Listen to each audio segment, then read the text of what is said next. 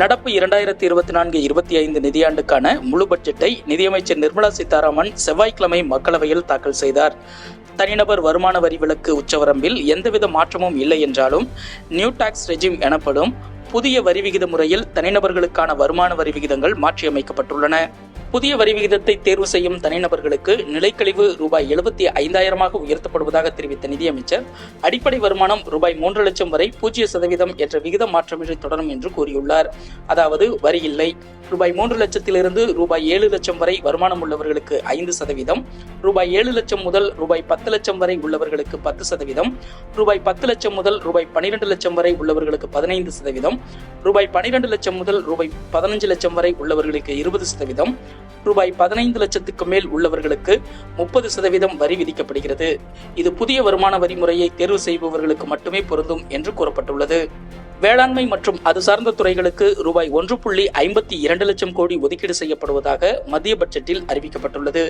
இயற்கை வேளாண்மைக்கு தேவை அடிப்படையிலான உயிரி இடுபொருள் மையங்கள் 10,000 என்ற எண்ணிக்கையில் உருவாக்கப்படும் என்றும் தெரிவிக்கப்பட்டுள்ளது. புற்றுநோய் சிகிச்சைக்கான 3 மருந்துகளுக்கு இறக்குமதி வரியிலிருந்து விலக்கு அளிக்கப்படுகிறது. மொபைல் போன் மற்றும் சார்ஜர்களுக்கான சுங்கவரி 15% குறைக்கப்படுகிறது. தங்கம் மற்றும் வெள்ளி மீதான அடிப்படை சுங்கவரி 6% குறைக்கப்படுகிறது. பிளாட்டினம் மீதான சுங்கவரி 6.4% குறைக்கப்பட உள்ளது. 25 முக்கிய கனிமங்களுக்கு இறக்குமதி வரியிலிருந்து விலக்கு அளிக்கப்படுகிறது. தோல் மற்றும் ஆயத்த ஆடைகளுக்கான வரி குறைக்கப்படும். சூரிய எரிசக்தி உற்பத்திக்கான உபரி பாகங்களுக்கு சுங்கவரி விலக்கு அளிக்க பரிசீலிக்கப்படுகிறது என்று மத்திய பட்ஜெட்டில் அறிவிக்கப்பட்டுள்ளது. அரசு திட்டங்கள் கொள்கைகளின் கீழ் பயன்பெற தகுதி பெற இயலாத இளைஞர்களுக்கு உதவும் வகையில் 10 லட்சம் ரூபாய் வரை உயர்கல்வி கடன் உதவி வழங்கப்படும். ஆண்டுக்கு 3% வட்டியில் ஆண்டுதோறும் 1 லட்சம் மாணவர்களுக்கு நேரடியாக இதற்கான மின்னணு ரசீதுகள் வழங்கப்படும் என்று மத்திய பட்ஜெட்டில் அறிவிக்கப்பட்டுள்ளது. பெரிய நிறுவனங்களில் அனுபவ பயிற்சி வழங்குவதற்கு அரசு விரிவான திட்டத்தை தொடங்கும். அடுத்த 5 ஆண்டுகளில் 500 பெரிய நிறுவனங்களில் 1 கோடி இளைஞர்களுக்கு அனுபவ பயிற்சி வழங்குவதாக இந்த திட்டம் இருக்கும். நிகழ்நிலை வணிகச் சூழல், மாறுபட்ட தொழில், வேலைவாய்ப்பு ஆகியவற்றுக்கு இவர்கள் 12 மாத பயிற்சி பெறுவார்கள். இந்த இளைஞர்களுக்கு ஒரு முறை உதவியாக ரூபாய் 6,000 என்பதுடன் மாதந்தோறும் அனுபவ பயிற்சிப்படியாக ரூபாய் 5,000 வழங்கப்படும். இந்த நிறுவனங்கள் பயிற்சிக்கான செலவு ஏற்பதுடன் அனுபவ பயிற்சிக்கான செலவில் 10% கார்ப்பரேட் நிறுவனங்களின் சமூக பொறுப்பு நிதியிலிருந்து செலவிடும் என்று எதிர்பார்க்கப்படுகிறது என மத்திய பட்ஜெட்டில் தெரிவிக்கப்பட்டுள்ளது. ஆந்திர பிரதேச மறுசீரமைப்பு சட்டத்தின்படி அம்மாநிலத்தின் புதிய தலைநகரை உருவாக்க நடப்பு நிதியாண்டில் சிறப்பு நிதியுதவியாக பல்வேறு மேம்பாட்டு முகமைகள் மூலம் ரூபாய் 15,000 கோடி ஒதுக்கப்படும். பீகாரில் புதிய விமான நிலையங்கள், மருத்துவக் கல்லூரிகள், விளையாட்டு மையங்கள் ஏற்படுத்தப்படும்.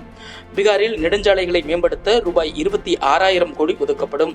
பீகாரில் வெள்ள நிவாரணப் பணிகளுக்காக ரூபாய் 11,500 கோடி நிதியுதவி வழங்கப்படும் என்று மத்திய பட்ஜெட்டில் அறிவிக்கப்பட்டுள்ளது. முத்ரா கடன் தொகை தற்போதுள்ள ரூபாய் 10 லட்சத்திலிருந்து ரூபாய் 20 லட்சமாக அதிகரிக்கப்படும். பிரதமரின் வீட்டு வசதி திட்டம் நகர்ப்புறம் 2.0 கீழ் ரூபாய் 10 லட்சம் கோடி முதலீட்டில் 1 கோடி நகர்ப்புற ஏழைகள் மற்றும் நடுத்தர குடும்பங்களின் வீட்டு வசதி தேவை பூர்த்தி செய்யப்படும். புத்தொழில் நிறுவனங்கள் மற்றும் முதலீடுகளை ஊக்குவிக்க அனைத்து தரப்பையும் சேர்ந்த முதலீட்டாளர்கள் மீதான ஏஞ்சல் வரி கைவிடப்படுகிறது.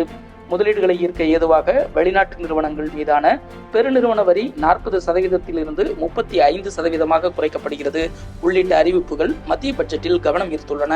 பிரதமர் தலைமையில் நிதி ஆயோக் கூட்டம் வரும் 27ஆம் தேதி நடைபெறுவதாக அறிவிக்கப்பட்டுள்ளது. அதில் நானும் பங்கேற்க திட்டமிட்டிருந்தேன். அதற்காக தயாராக கொண்டிருந்தேன். ஆனால் மத்திய பட்ஜெட்டில் தமிழகம் ஒட்டுமொத்தமாக புறக்கணிக்கப்பட்டிருப்பதை கண்டிக்கும் வகையில் அக்கூட்டத்தில் பங்கேற்க வேண்டாம் என்று முடிவெடுத்துள்ளேன். அதை புறக்கணிக்கப் போகிறேன் என்று தமிழக முதல்வர் மு.க. ஸ்டாலின் தெரிவித்துள்ளார். பாஜகவின் நாற்காலியை காப்பாற்றிக் கொள்ளும் வகையில் மத்திய பாஜக அரசு பட்ஜெட் தாக்கல் செய்துள்ளது என்று மக்களவை எதிர்க்கட்சித் தலைவர் ராகுல் காந்தி கருத்து தெரிவித்துள்ளார்.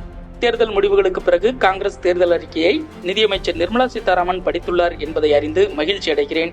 காங்கிரஸ் தேர்தல் அறிக்கையின் பக்கம் 30 சொல்லப்பட்டுள்ள வேலைவாய்ப்பு ஊக்கத்தொகை திட்டம் பட்ஜெட்டில் அறிவிக்கப்பட்டுள்ளது. இந்த திட்டத்தை மத்திய அமைச்சர் ஏற்றுக்கொண்டதில் மகிழ்ச்சி என்று முன்னாள் மத்திய நிதியமைச்சர் ப. சிதம்பரம் தெரிவித்துள்ளார். காங்கிரஸ் எம்பி சசி தரூர் கூறுகையில், பட்ஜெட்டில் பல விஷயங்கள் விடுபட்டுள்ளன. தேசிய ஊரக வேலைவாய்ப்பு உறுதி திட்டம் குறித்து எதுவும் குறிப்பிடப்படவில்லை என்று விமர்சித்துள்ளார். சமாஜ்வாதி கட்சி தலைவர் அகிலேஷ் யாதவ் கூறுகையில், அவர்கள் அரசை காப்பாற்ற விரும்புகிறார்கள். ஆந்திராவுக்கும் பீகாருக்கும் சிறப்பு திட்டங்கள் அறிவிக்கப்பட்டிருப்பது நல்ல விஷயம். ஆனால் பிரதமர்களை வழங்கும் உத்தரப்பிரதேசத்தின் விவசாயிகளுக்கு பெரிய அறிவிப்புகள் ஏதாவது உள்ளதா? விவசாயிகளின் விளைபொருள்கள் மற்றும் வருமானங்களுக்கான திட்டங்கள் ஏதாவது பட்ஜெட்டில் உள்ளதா என்று கேள்வி எழுப்பியுள்ளார். திரிணாமுல் காங்கிரஸ் கட்சி எம்பி கல்யாண் பானர்ஜி கூறுகையில், ஆட்சியை காப்பாற்றுவதற்கான பட்ஜெட் இது என்று சாடியுள்ளார். இந்த முறை தெலுங்கு தேசம் எம்பிக்களின் ஆதரவுடன் மத்தியில் ஆட்சி அமைந்திருக்கும் நிலையிலும் சந்திரபாபு நாயுடுவால் அமராவதிக்கான சிறப்பு நிதியை மட்டுமே பெற முடிந்திருக்கிறது என்று காங்கிரஸ் கட்சியின் ஊடக பிரிவு செயலாளர் ஜெயராம் ரமேஷ் கேலி செய்துள்ளார். இந்திய நாட்டின் பொருளாதார வளர்ச்சியை சமநிலையோடு ஊக்குவிக்கக்கூடியதாக மத்திய பட்ஜெட் இல்லை. குறிப்பாக தமிழகத்துக்கு எந்தவிதமான திட்டங்களும் அறிவிக்கப்படவில்லை என்பது தமிழகத்தின் மீது மத்திய அரசுக்கு உள்ள காழ்ப்புணர்ச்சியையே காட்டுகிறது என்று அதிமுக பொதுச் செயலாளர் எடப்பாடி பழனிசாமி கூறியுள்ளார்.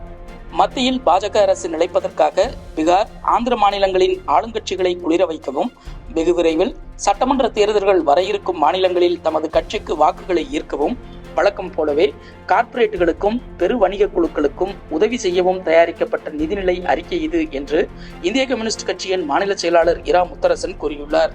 நிர்மலா சீதாராமன் வாசித்த நிதிநிலை அறிக்கையில் வழக்கமாக வாசிக்கப்படும் தமிழ்நாடு என்ற வார்த்தையும் இல்லை, பாரதியார் கவிதைகளோ திருக்குறளோ இல்லை. பிரதமர் நரேந்திர மோடியின் கபட நாடகத்தை மத்திய பட்ஜெட் அம்பலமாக்கியுள்ளது என்று தமிழ்நாடு காங்கிரஸ் கமிட்டியின் தலைவர் செல்வ பெருந்தகை சாடியுள்ளார். அனைத்து தரப்பு மக்களுக்குமான வளர்ந்த இந்தியாவை உருவாக்குவதற்கான பட்ஜெட்டாக இது தயாரிக்கப்பட்டுள்ளது என்று தமாக தலைவர் ஜி.கே. வாசன் பாராட்டு தெரிவித்துள்ளார்.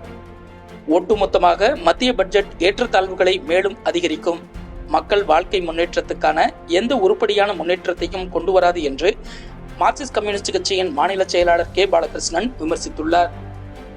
பீகார், ஆந்திரா, ஜார்க்கண்ட் உள்ளிட்ட மாநிலங்களுக்கு சிறப்பு திட்டங்களை செயல்படுத்த நிதி ஒதுக்கீடு செய்துள்ள நிலையில் தமிழக முதல்வர் வைத்த கோரிக்கைகளை மத்திய நிதியமைச்சர் புறந்தள்ளியிருக்கிறார் என்று மதிமுக பொதுச் செயலாளர் வைகோ விமர்சித்துள்ளார்.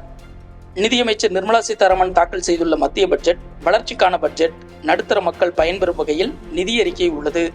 இந்திய அரசியல் வரலாற்றில் முதன்மையானதாக இந்த பட்ஜெட் உள்ளது என்று பாஜக மாநில தலைவர் அண்ணாமலை கூறியுள்ளார்.